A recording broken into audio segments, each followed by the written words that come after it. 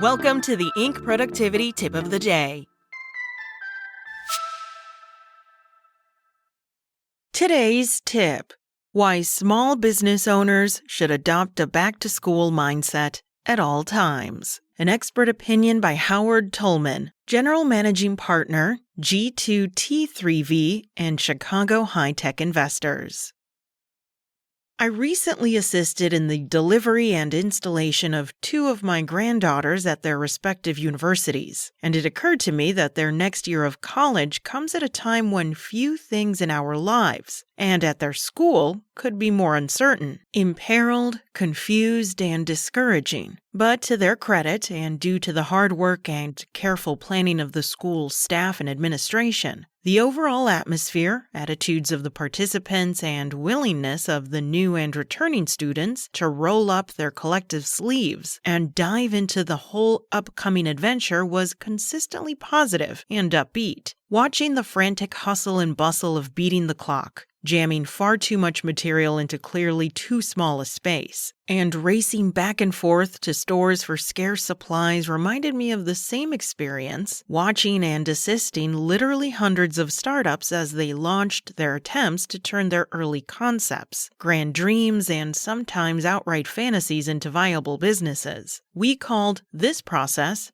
turning ideas into invoices, and it had exactly the same components that I witnessed last week as the students invaded their dorms. Boundless enthusiasm was one obvious and essential element. Unfortunately, too many of our schools are still organized around the old factory model, compliance and conformity. And the educational methodology seems to be designed to suck all the diversity, variance, and creativity out of our young pupils and turn them into good worker bees. The old adage still largely applies that teachers concern themselves almost exclusively with what they are teaching and rarely focus on the far more important consideration of whether their students are listening and learning. The best and most successful students at college these days are self-directed, developing and constructing their own learning tools and resources, learning from and sharing ideas and information with their peers, and largely gaining essential knowledge and wisdom in spite of their professors. To survive in environments like these,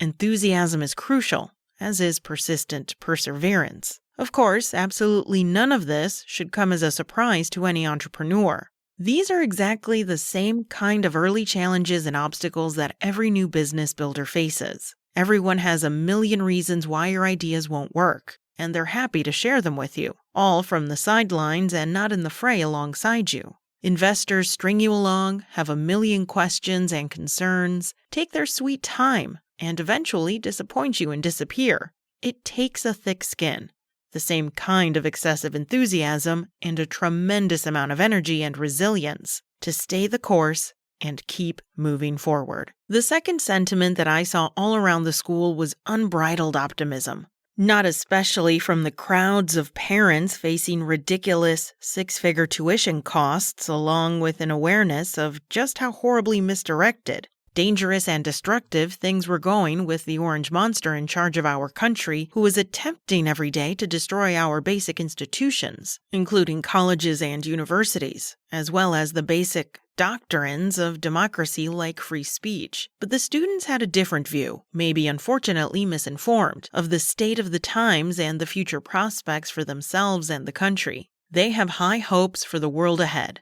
not simply fears of and for it. They weren't going to let their folks or their faculty dampen their excitement or diminish their belief in a better world to come. And they believed that the changes needed were in their own hands, that by eventually working together, they could accomplish far more than any of them could working alone, and that making positive changes were ultimately their responsibility and their burden. Here again, the students all sounded like mini-makers. We used to tell our entrepreneurs that if you didn't believe fiercely and absolutely in your business, not only would that negativity show and spread to your team, but it would be almost impossible to convince anyone else to invest or believe in it. Entrepreneurs need to be leaders and merchants of hope and dreams. Optimism is completely contagious, and your people need to have a realistic sense of possibility. You've got to show them a future vision, and a viable path to get there if you want them to follow you forward.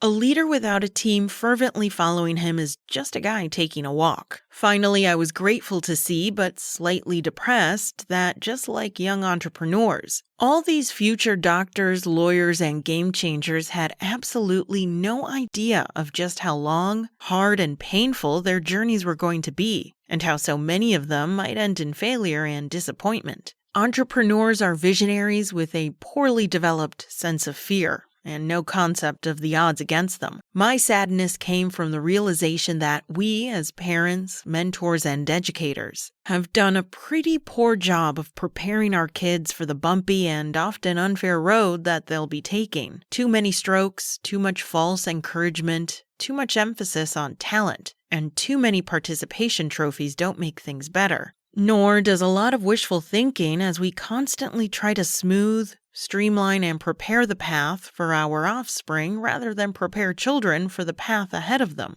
These are all setups for heartbreaks down the line, and actually a disservice to them. We need to get back to telling them the truth, that all the talent and hope in the world won't beat hard work and persistence, and that in this world, you don't get what you wish for, you get what you work for. And even at that, not every time. Not every heroic effort has a happy ending. This isn't bursting anyone's bubble. It's simply telling it like it is.